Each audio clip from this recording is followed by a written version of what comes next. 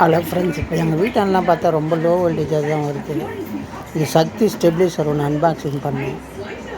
அதை காமிக்கிறதுக்கு தான் வீடியோ ஸ்கிப் பண்ணாமல் பாருங்கள். ஓப்பன் பண்ணதுக்கப்புறம் அதில் 2 ஸ்க்ரூ கொடுத்துருக்காங்க. வாரண்டி கார்டு கொடுத்துருக்கான். இது பார்த்தீங்கன்னா 5 வருஷம் வாரண்டி வருது சக்தி ஸ்டெபிலைசரில்.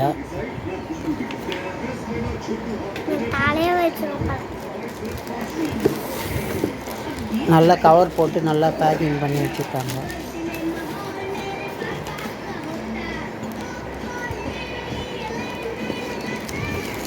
ப்ளக் பாயிண்ட் வந்து படாத அளவுக்கு பேப்பர் வரணும்.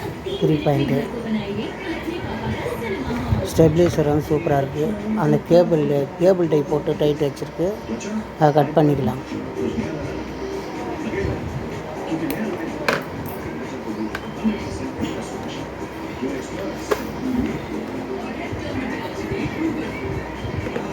போட்டு இதை செக் பண்ணிக்கலாம். இப்போது ஒர்க் ஆகுதா இல்லையான்ட்டு. அதுக்கப்புறம் நம்ம ஒர்க் ஆகலை அப்படின்னா அப்புறம் மறுபடியும் எடுத்துன்னு கொடுக்கலாம். லாக் பண்ணுறதுக்கப்புறம் ரிட்டர்ன் கொடுக்க முடியாது.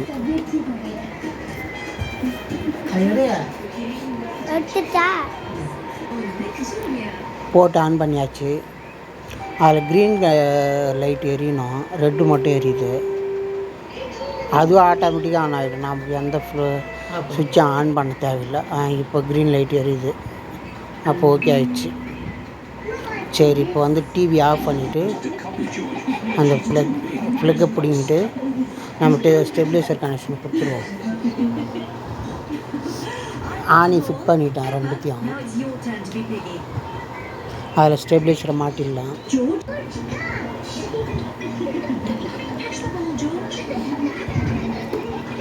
எடுத்து அதில் ஃபிட் பண்ணிடலாம்.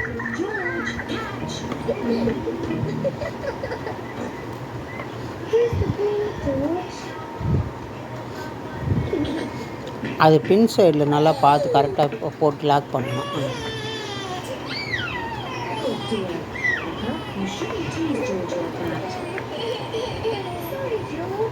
நல்லா லாக் ஆகிடுச்சு, உட்காந்துருச்சு.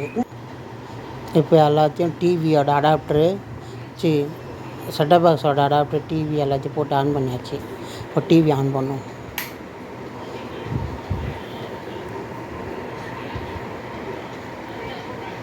க்ரீன் லைட் எரிஞ்சோடனே டிவி ஆன் ஆகும். ரிமோட்டில் ஆன் பண்ணணும். டிவி ஆன் ஆகிடுச்சு. ரிமோட் ஆன் பண்ணு.